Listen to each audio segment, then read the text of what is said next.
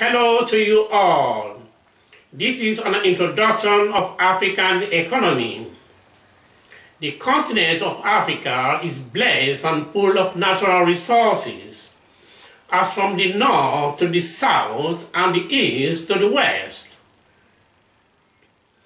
For mineral resources in one hand, there are diamonds, gold, iron ore, bauxite, aluminium, uranium, phosphate, and many others. On the other hand, there are varieties of agricultural produce and fertile soil. As for tourism, it is full of wildlife, sea creatures, beautiful landscape, woodland, deep forests, waterfalls, lakes, running water from hills to the valleys, the wonderful sea view, the cloud, the snow, the rainbow reflecting on the mountain from end to end, the inactive volcanic mountains, the sand dune, the desert, and the semi-arid areas. You may find all these natural resources in the continent of one race Africa. But yet, the Africans are dying of hunger, drought, malnutrition, immigrating to other continents for survival. If the question is to be answered, who are responsible for the impoverishment of African economy? Let us look into the economy of each one of the countries in Africa. Then you may give your opinion if wish. The world is part of Africa, and Africa is part of the world we live in. Do not destroy the wonders and beauties of our only beloved earth. Thank you so much. The economy of Namibia. Namibia's economy has traditionally relied on mining, mainly exploiting diamonds and uranium, although there are small deposits of copper, tin, and lead. Fishing is important, but catches have declined from the 70s.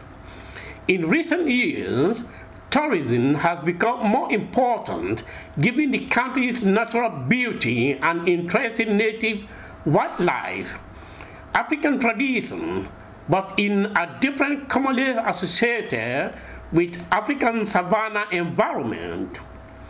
Namibia's main business partner is the European Union, with which it has a favorable trade deal, while in recent years, Namibia also has established trade relations with China, which has increased its investment in the Namibian economy.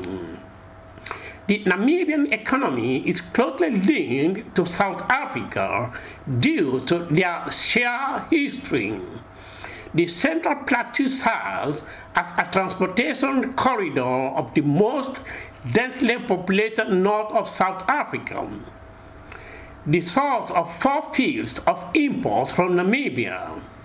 Namibia is the fourth largest exporter of non-fuel minerals in Africa, and the fifth largest producer of uranium in the world. Namibia also produces large quantities of lead, zinc, tin, silver, and tungsten.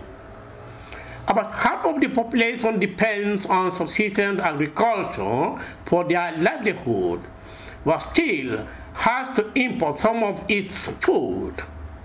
Namibia has one of the highest rates of income inequality in the world, due in part to the fact that there is an urban and a rural economy. It has reached agreement on the privatization of several companies in the coming years, hoping to stimulate foreign investment. One of the fastest growing areas of economic development in Namibia is the growth of wildlife conservation. The cost of living in Namibia is relatively high because most of the goods, including cereals, need to be imported. Its capital city is an expensive place in the world for expatriates to live.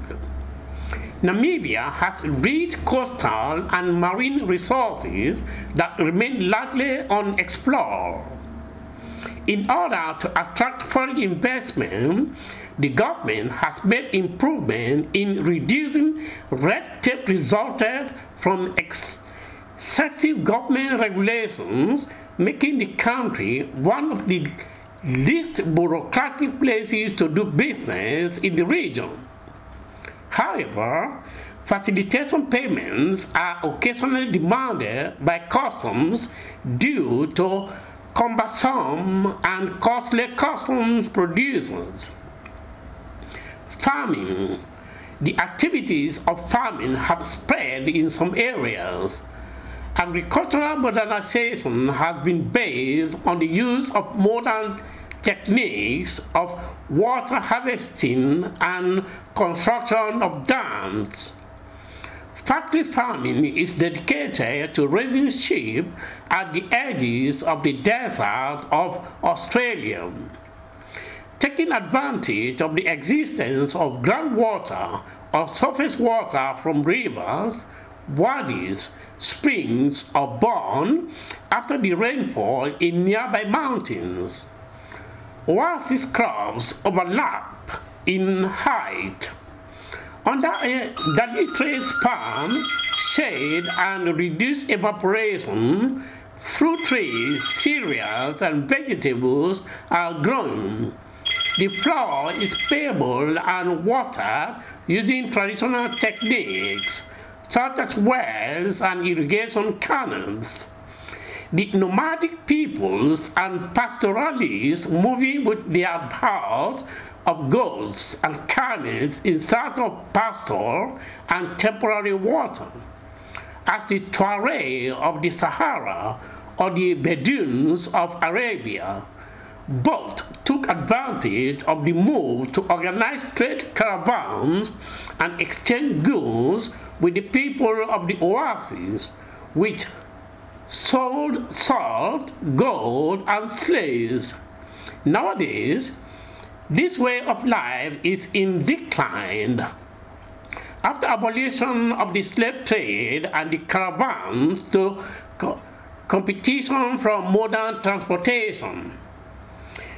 In the steppes and deserts, some hunters and gatherers who move from one place to another where there is a scarcity of food, such as the Australian Aborigines and the Bushmen of the Kalahari, have just lived. The monetary unit, $1 is equivalent to 15,864 Namibian dollar. Fauna. Desert wildlife is scarce and varied. It includes reptiles such as snakes and lizards, insects such as beetles, arachnids like scorpions, predatory birds and mammals such as mice, foxes, jackdaws, canids, and dromedaries.